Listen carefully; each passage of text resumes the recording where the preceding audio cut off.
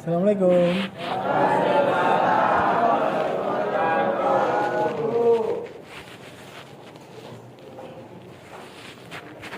Baik semuanya, Bismillahirrahmanirrahim. Assalamualaikum warahmatullahi wabarakatuh.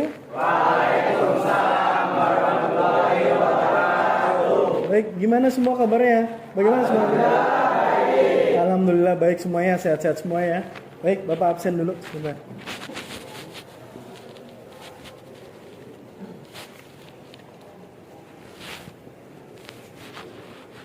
Bapak absen dulu. Sepertinya banyak yang tidak masuk ini. Baik, Bapak absen dulu. Adi Febriansyah? Sakit. Oh, Adi Febriansyah sakit. Sudah berapa hari sakitnya? 3 hari. Ya. Sudah dijenguk? Belum. Ada yang tahu nggak sakitnya kenapa? Demam? Kenapa? Tipes. Ya, baik. Untuk semuanya nih perlu diperhatikan bahwa yang namanya penyakit tipes itu salah satunya adalah pola makan yang tidak teratur. Jadi untuk semuanya di saat cuaca seperti ini maka pola makan juga harus diperhatikan ya, jangan jajan sembarangan. Terutama pagi harus sarapan nasi, harus sarapan dan tidak boleh perutnya kosong. Ya, oke. Berikutnya Al Farizi sakit juga sama. Oh, yang baru tadi ngirim surat ya? Satu hari ini. Baik. Anggiliani. Anggi hadir. Andrian hadir. Aksal juga hadir. Ari Adiwinata. Ari alhamdulillah hadir. Ari kemudian Dimas hadir. Dio. Baik, semuanya hadir ya. Ya. Nah, jadi untuk hari ini kita masih melanjutkan materi yang minggu kemarin. Salah satunya adalah tentang surat lamaran pekerjaan. Ada yang masih ingat apa itu surat lamaran pekerjaan? Coba dari sini nih. Ada yang ingat surat lamaran pekerjaan itu apa? Ya berdiri Neng, silakan. Surat resmi yang berisi permohonan lamaran pekerjaan pada suatu perusahaan lembaga atau instansi dengan melampirkan identitas diri, pendidikan, serta pengalaman kerja. Bagus, tepuk tangannya. Baik, ada lagi dari kelompok belakang?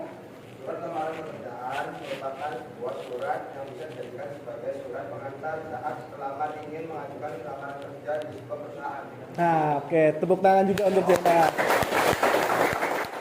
Baik, semuanya berarti masih ingat semua ya, apa itu surat lamaran pekerjaan. Nah, kira-kira ada yang tahu nggak fungsi dari surat lamaran pekerjaan itu untuk apa sih? Surat lamaran pekerjaan itu untuk apa?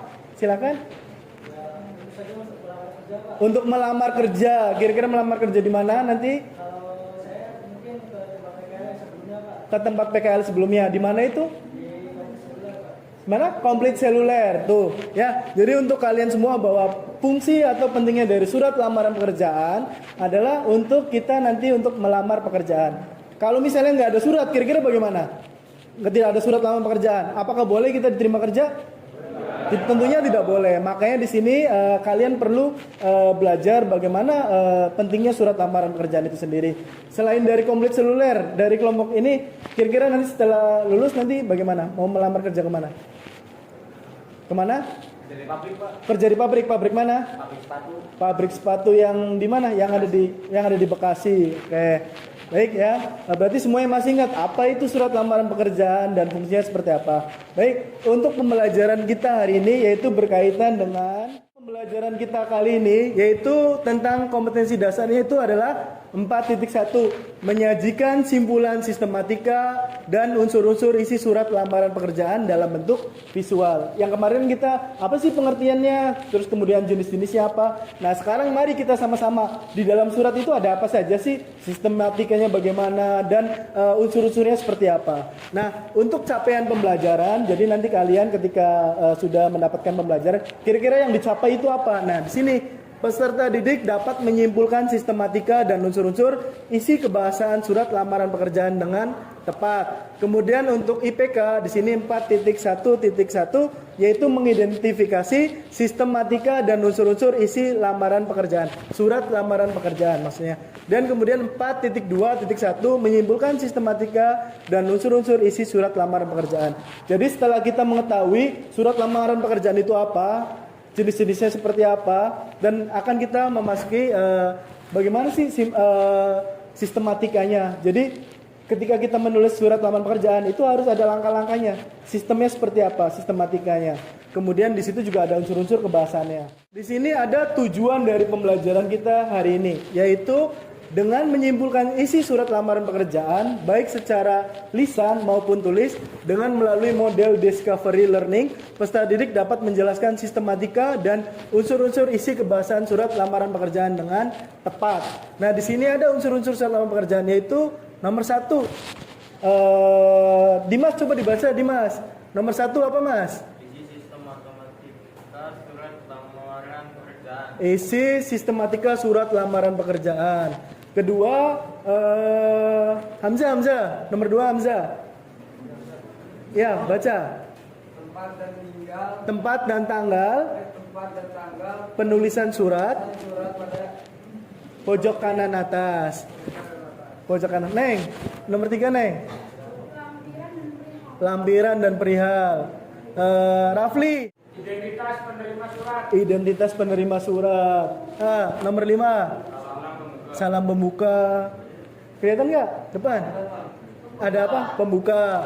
Kemudian ada isi, ada penutup, ada salam penutup, dan ada nama lengkap dan tanda tangan pengirim. Jadi di dalam unsur-unsur surat lamaran pekerjaan itu tertera di sini. Kalau misalnya salah satunya tidak ada, apa masih bisa dikatakan surat lamaran pekerjaan? Tidak bisa tentunya, karena sini sudah sistemnya, sistematikanya. Jadi sudah langkah-langkahnya sudah tepat. Jadi seperti ini. Nah, ada 11 langkah-langkahnya. Kemudian di dalam surat lamaran pekerjaan itu tentunya ada yang bagian paragraf-paragraf atau bentuk-bentuk paragraf itu dinamakan dengan tesis, argumentasi, dan penegasan. Nah, untuk tesis sendiri merupakan bagian awal surat lamaran pekerjaan yang berisi identitas. Kira-kira identitas siapa? Identitas diri atau pelamar. Kemudian identitas diri, surat juga surat pekerjaan yang akan dilamar. Tesis ditulis dengan kerangka berupa kepala surat, itu kopnya kepala surat.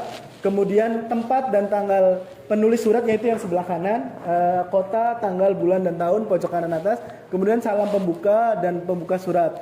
Nah, itu bagian dari tesis. Nah, kemudian yang kedua ada bagian argumentasi. Menurut Yos Alia Kosasi dalam buku menulis surat dinas lengkap tahun 2009, surat lamaran pekerjaan adalah surat yang berisi penawaran keahlian. Keahlian siapa? Keahlian diri kita atau diri kalian. Jadi ketika kalian melamar itu harus punya skill atau kemampuan. Kemudian kemampuan atau jasa terhadap suatu perusahaan atau instansi tertentu.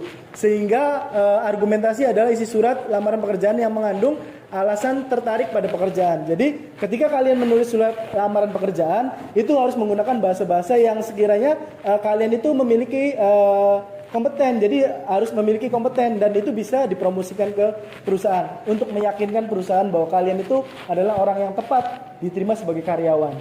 Oke, lanjut.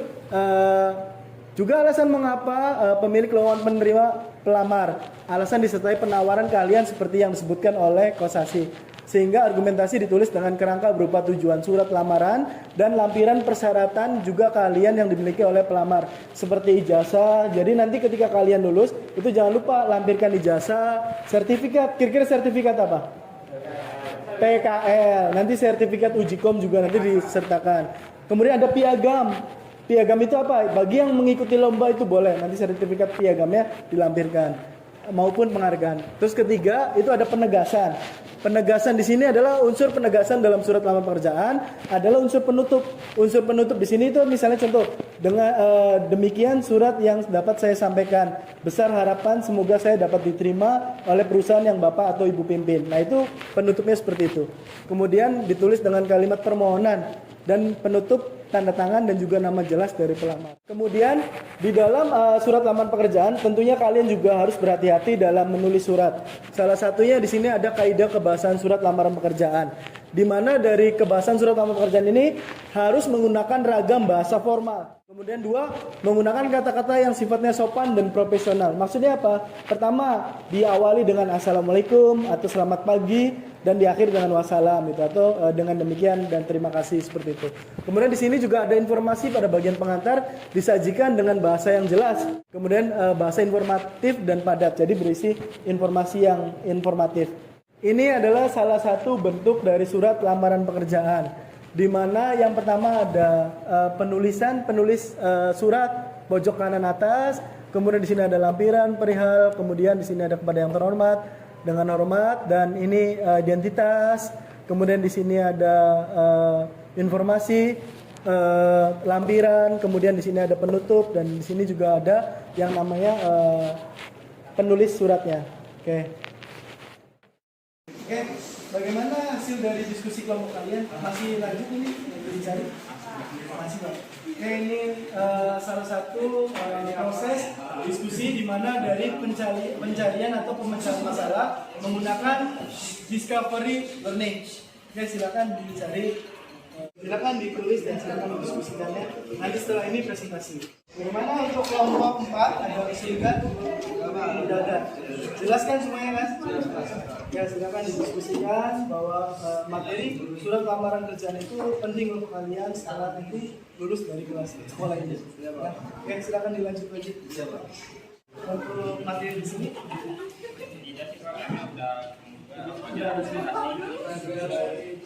Berikut tenaga ide pembahasan ini sudah ketemu ya? Iya. Nanti setelah ini presentasi. 12 KPL 3. Nah, setelah kalian mempelajari mengidentifikasi dari surat lamaran pekerjaan, nah, Bapak ingin tahu sejauh mana sih kalian hasil dari diskusi atau kerja kelompoknya? Maka Bapak akan tunjuk beberapa kelompok yang di sini. Coba, yuk tunjukkan ke Bapak kira-kira mana bagian surat ini yang termasuk di dalam tesis. Silakan.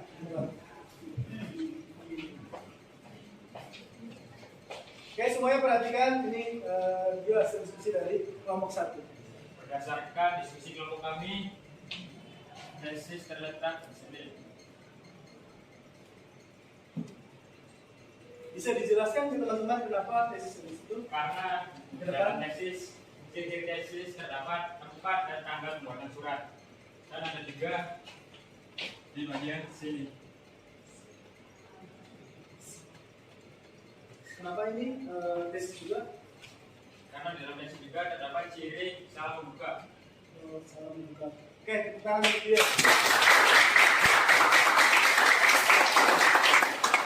Berarti benar nih kelompok 1 memang kerja kelompoknya tepat tuh. Baik, berikutnya berarti argumentasi. Kira-kira kelompok mana lagi? Kelompok 3, Fateh. Coba tunjukin ke teman-teman semua hasil dari diskusi kelompok kalian. Kira-kira argumentasi itu di bagian mana? Baik, berdasarkan dari diskusi hasil kelompok kami, bagian dari argumentasi berupa dari sini mencakup semua. Karena dalam argumentasi sendiri itu ada berdasarkan dari penguatan bahwa dari pelamar ini dapat menjadi kompeten, alasannya dan juga lampiran-lampiran yang ada. Ya, jadi bagaimana menurut kalian?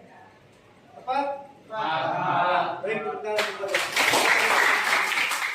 Nah, karena waktunya sudah mepet ya, jadi kita untuk pertemuan berikutnya saja. Jadi untuk hari ini itulah kurang lebih untuk dari surat lamaran pekerjaan. Ya, jadi kembali lagi nih, Bapak tanya lagi, bagaimana untuk Diva mengenai unsur-unsur yang ada dalam surat lamaran pekerjaan? Nah, dari sistematikanya itu harus jelas, bahasanya juga harus jelas. Kira-kira apa lagi yang penting dari surat lamaran pekerjaan?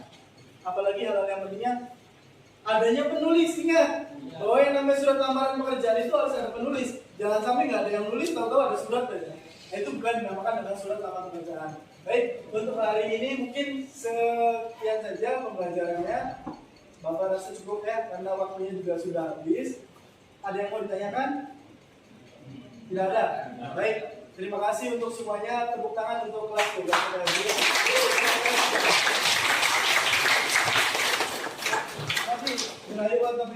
Wassalamualaikum warahmatullahi wabarakatuh. Waalaikumsalam warahmatullahi wabarakatuh. I'm an icon, man, and my girl about a 10. I should fuck her in the Benz.